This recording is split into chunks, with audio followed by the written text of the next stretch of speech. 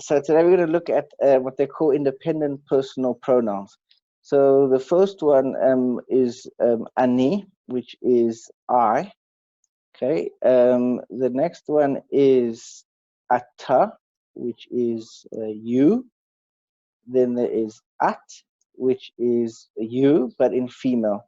Now this is something which we have in Hebrew, which we don't have in English.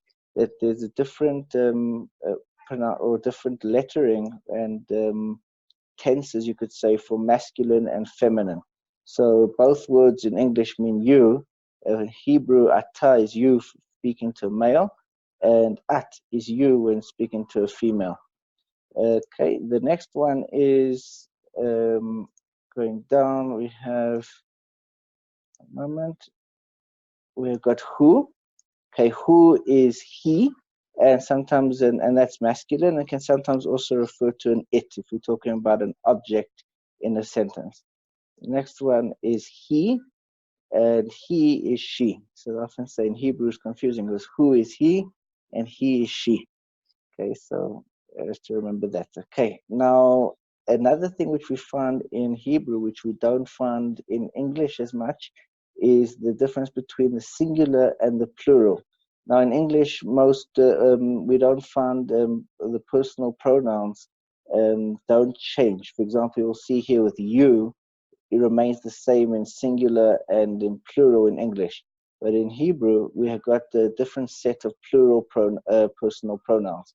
So the first one is anachnu, which is we.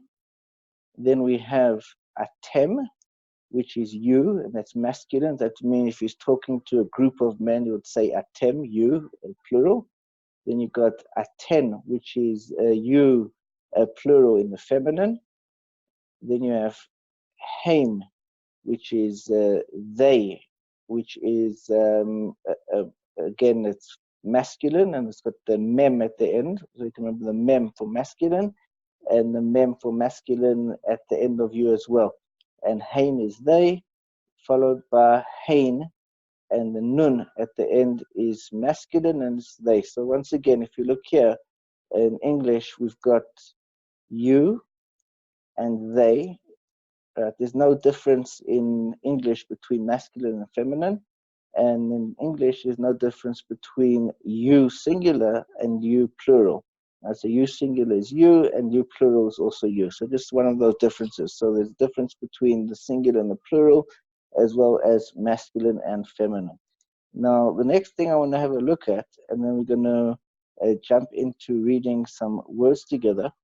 All right, so this in Hebrew is what we discussed this a little bit yesterday, and these are root words. Right? Root words usually consist of 3 letters, and as we said yesterday, occasionally you can have 4-letter roots and 2-letter roots, but as a general rule, most roots have 3 letters. So let's look at the first one, and we're going to try and remember these 5 words, and then we're going to look at an exercise. So I'm going to split this down into 2 groups. We're going to look at just 5 for now. So let's look at the first one, melech. Okay, so melech is to rule, right? It will be malach. This will be the root itself. So this is without the vowels. So malach is to rule. Kadosh is holy or unique. Natal is to take. Matzah is to find, and bara is to create. Now, these are root words. Now, I want to show you how we find the root words in something which is quite common. So let us have a look at this blessing over here, which is the blessing on washing your hands right before eating bread, and we'll make a similar blessing when washing our hands in the morning. Now, here we have one of our root words, melech, okay? We also have the word kadosh, right? And we have natal. If you look, there's a yud in the middle, right? But we have 3 of our root words. So let's translate that, and then we're going to practice reading it. So Baruch atah Hashem, blessed are you Hashem, Elokeinu, I replace Hashem's name with the Hey with the Kuf. So Elokeinu, our God, Melech, the King, Ha'olam of the universe, Asher Kiddishanu, who made us holy, the mitzvahs with his commandments, Vitzivanu, and commanded us, Al Netilas Yadayim, on literally taking of the hands. And so there's an explanation of why it says Natal, why we say taking back the hand. So Rav Dror actually gave a class the other day of why it's Natal, we're taking away the impurities. So so that's actually word is Natal. So we have here three of the root words which we came across earlier. So going back to those root words, so just look at our list. So Melech came up, so a Melech Ha'olam, the ruler. Asher Kiddishanu, that comes from the word Kadosh. And we have Natal, which is to take. Now, let's look again at that blessing. Which one was it? One sec. And it's over here. So here we have Melech Ha'olam, and this is the word we're going to come across, Kadosh, Kiddishanu, and Netilas. Okay, now over here we spoke yesterday about the Shva, how the Shva doesn't really have a sound. Now if you notice on top of here, it's a little bit small, and actually maybe we can zoom in a little.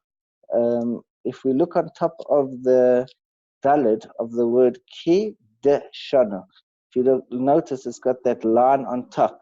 Now the reason for that is because this Shva is going to be enunciated, and it's not Kid Shana, but Kid de Shana. So we actually pronounce that Dalid. So Asher Kid de Shana. And that's why we left it yesterday. The Shva is sometimes silent, and some we call Shva Nach and a Shva Nach, depending on that. Okay, now let's continue on the next blessing. Again, Baruch Atah Hashem, blessed are you Hashem, Elokeinu Melech, again that's one of our words, Ha'olam, the King of the universe, Hamoitzi. Now over here we have the Sherish letters, Mem Sadi Aleph, Hamoitzi, who takes out, Lechem, bread, Min Ha'aretz, from the ground. Okay, so here again we have our root, and here we can see how a word has been changed from its root. It's got an extra vav in the middle and a yud in the inside. And again, that changes the structure of the word and its meaning. So where matzah is to take out, hamoitzi is the one who takes out. Okay, let's have a look at another blessing. Baruch atah Hashem, blessed are you Hashem, Elokeinu Melech, again here's our Sheresh, King Ha'olam, Boire, and this was one of our words. Boire was to create. So if you look here, we've got the base, the resh, and the aleph. Okay, so going back to our okay, so bara is to create. So Boire is who creates. That's a Boire mine mezainas. Blessed are you Hashem, King of the universe, who created different types of foods. Mina is types, Mezainas is foods. Let's try the next.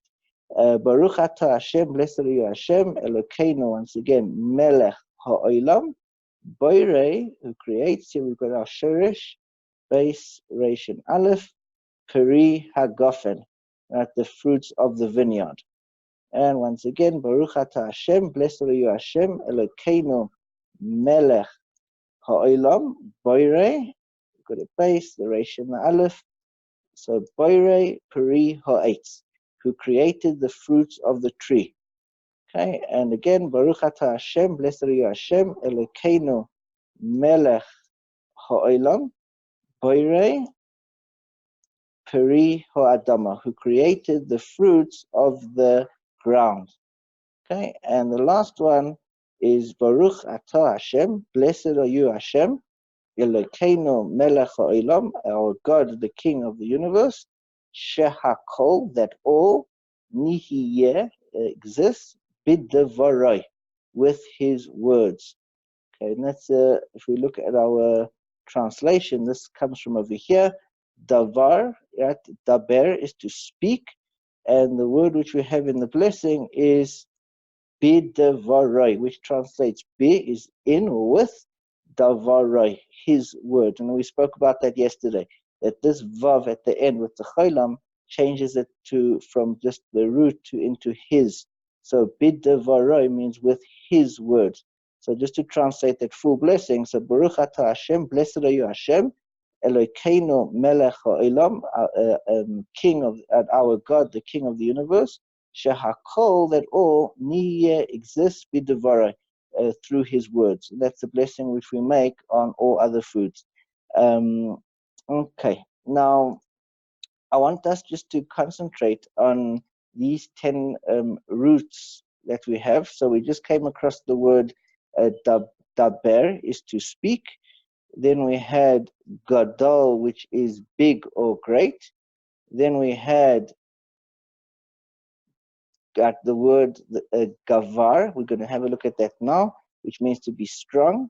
Then we have the word gamal, which is to benefit or to give.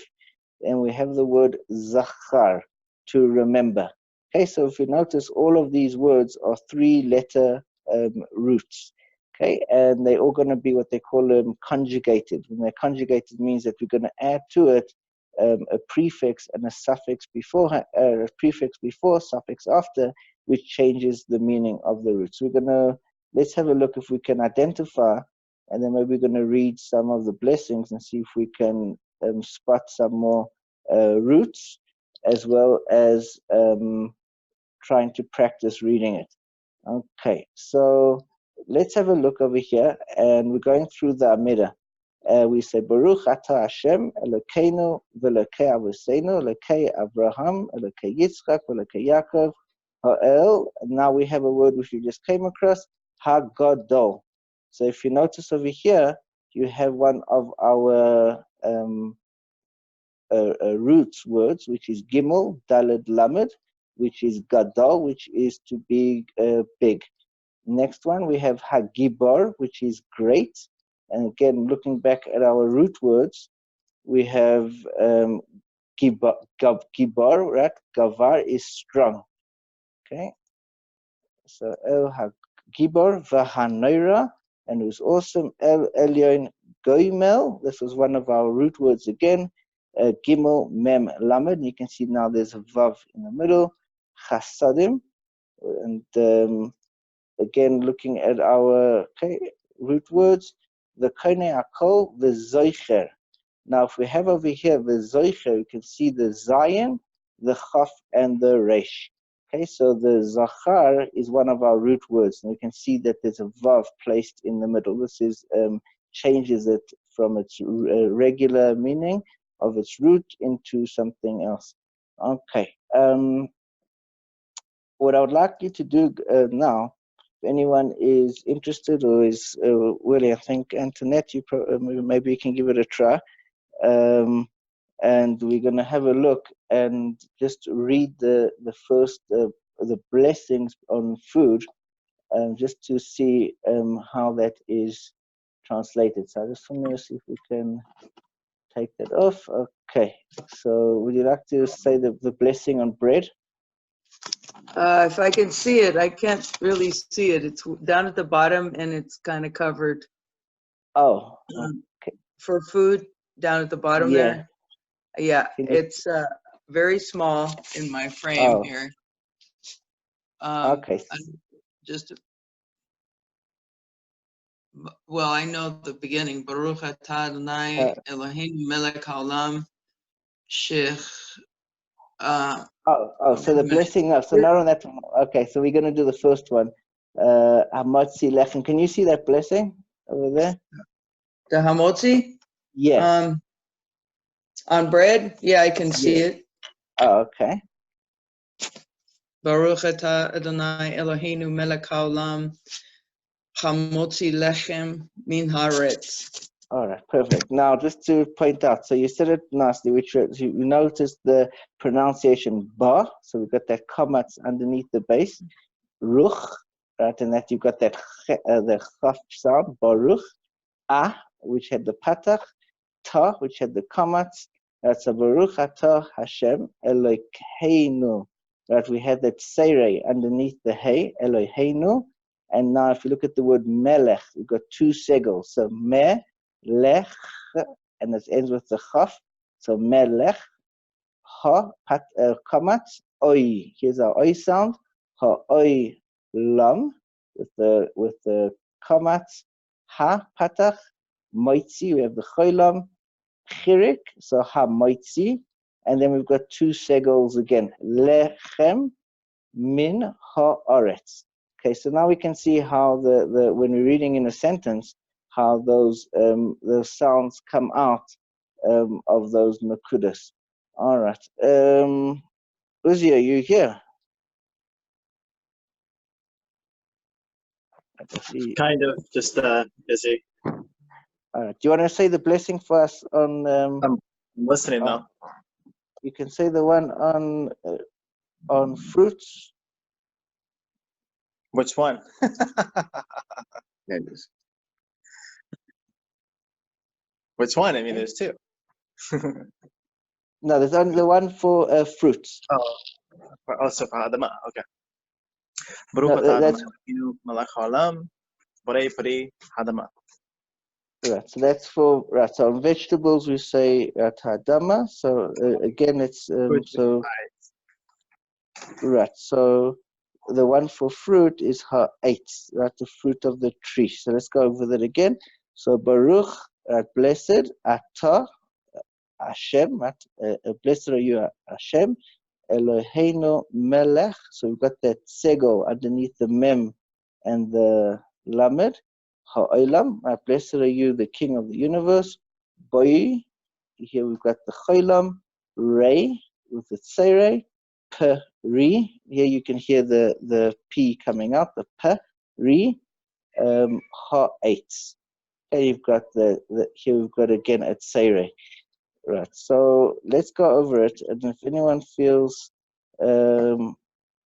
comfortable, I want to read the first part of the Amida, which is the part of the just the pronunciation, so you can have it. And I'm going to read and translate. So I'm going to read the paragraph, and then after that, I'm going to say it in the Havara Svardit afterwards. So you'll hear the difference. So Antoinette, you'll hear how it sounds different between the Sephardi and Ashkenazic pronunciation. So I'm going to first do it and translate. You and I both know the Sephardi pronunciation is the truest. Right. So I actually want to discuss how that variation came around. Okay, so let's read it first in Havara Ashkenazis, and then I'm going to actually just translate it. So, Baruch Ta Adonai. So, blessed are you, Hashem, Eloheinu, our God, ve'Elohei Avoseinu, and the God of our forefathers, Elohei Avraham, the God of Avraham, Elohei Yitzchak, the God of Yitzchak, ve Elohei Yaakov, and the God of Yaakov. Ha'el, the God, Hagadol, who is big, who is Hagibor, who is great, V'Hanoira, and who is awesome, El Elyon, who is the above all, Goimel Chasadim Tovim, who benefits or gives over good kindnesses, V'Koinei Hakol, and acquires everything or owns everything, V'Zoicher, and who remembers Chazdei Avos, the kindnesses of the forefathers, Umevi Goel, and who brings the redemption, Livnei Benehem, to their children's children, Lama'an Shemai, for his name, Ba'ahava, with great love. Okay, so that is the pronunciation. If you say it slowly, you can hear how each letter was sounded with the nakuda underneath. And as I suggested yesterday, rather than rushing through, if you want to practice, if you get a paragraph right and get good at that, you'll then be able to naturally pick up the pace with other blessings, and your davening in general will become more fluent. Okay, now I'm going to say it in Havara Svarit now. And you'll hear the difference. So it'll be Baruch Ata Adonai Eloheinu Ve'Elohei Avotenu Elohei Avraham Elohei Yitzhak Ve'Elohei Yaakov האל הגדול, הגיבור והנורא, אל עליון, גומל חסדים טובים וקונה הכל, וזוכה חסדי אבות, ומביא גואל לבני בניהם, למען שמו באהבה. Okay, now it would sound slightly more guttural in general. Now, some of the words which you'll hear is different is, I said the word that in Ashkenazis, you'll say avoseinu, but in Sfarad it will be avotenu. Okay, so here, Antoinette, you're going to hear how in Havara Sfardis it's different, where the taf and the saf is pronounced as a T. So to be in Ashkenaz it's avoseinu, and in Sfard it will be avotenu. Right? And so it's slightly different. Another one was that oi sound, where I think Arya yesterday said that there is in Taimania oi sound, but if we say it in the Havara Sfard, it'll be gomel. That's it's a o. It's slightly more guttural, so it's almost it's not oi but o, right, which is a slightly deeper and different sound. So there is that oi sound, but it is slightly different. Okay. And we're going to keep it. I think we're going to end shortly, just because I think there's not a lot here. So we'll end just after. We'll do the first paragraph here and this page, and I think we'll stop for today. I'm just going to read and translate and do the same thing. So Melech Oizer Umoishia Umogain. So the king who Oizer, who helps, Umoishia, and who saves, Umogain, and protects. Mogain comes from the word shield. Baruch Atah Hashem, blessed are you Hashem, Mogain Avraham, the shield of Abraham. Okay, next one, Atah Gibor La'olam, you are strong forever. Adonai Hashem, Mechaye Meisim, you resurrect the dead. Atah, you. Rav Lohishia, you have a lot of power to save. And during this time of the year, we add this in. Mashiv Haruach, who makes the wind blow. Umoirid Hageshem, and who makes the rain fall. Next paragraph. Mechalkel Chayim Bechesed, who sustains life with kindness. Mechaye Mesim, who resurrects the dead. Berachamim Rabim, great mercy. Stoimech Noiflim, who picks up those who have fallen. Veroife Cholim, and who heals the sick. Umatir Asurim, and who unbounds the ones who are tied up. Umakayem Emunasoi, and he fulfills his faithfulness. Lishene offer, to those sleeping in the dirt, means those who have died. Micha Moicha, who is like you, Baal Gevuros, the master of strength. Umi Doimelach, and who can compare to you? Melech, the king. Meimis, who kills. Umechaye, and resurrects. Umatzmiach, Yeshua, and plants the salvation. Okay, so that again is all spelling out with the pronunciation of Ashkenazi and using the nakudas that we spoke of yesterday.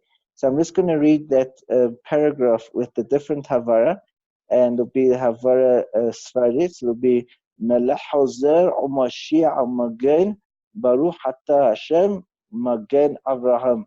Now again, in Ashkenazis will say Adonai, and in Sfarad will say Adonai. Right? So it's a I in Sfarad, and it's a Oi for Ashkenazis. Okay, going back to the next paragraph. Atog Gibor will be read as follows. So it'll be Ata Gibor La'olam Adonai Mehayeh Metim Ata Rav L'Hoshia. And again, the word, the ayin, you'll hear Hoshia, and the ayin, that is a guttural letter, and in Havara Sfardit, you'll hear the ayin comes from the throat in Havara Sfardit. And now, Mashiv Haruach Umarid ha-gashem. And that's that in Havara Sfardim, as some say, there's actually a discrepancy when we have this formulation of the Gimel followed as a second letter, whether it's got a segel underneath or a komat. We have the same thing with Gafen and Geffen with making Kiddush, and there's two, there's basically different ways of pronouncing that. And finally, the last paragraph in Havara Sfardim will be read as follows.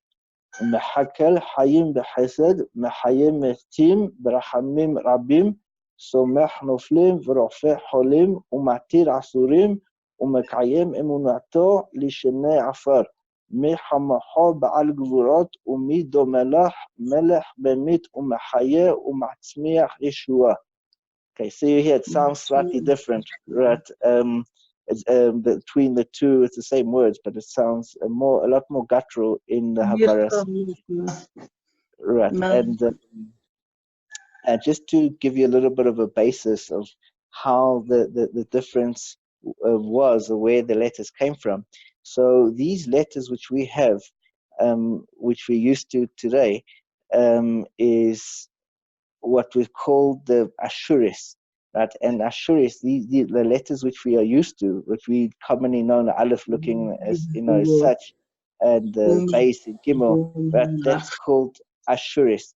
There was something called Ivrit, which was almost looks like hieroglyphics. You may have seen it. It's a very different letter formation. Now, some even have, there's a Yerushalmi which brings that the Ten Commandments were not written in this format. It was not written in this, the way with an Aleph, So, for example, the Aleph didn't look as we have over here, with this shape going down like this, right?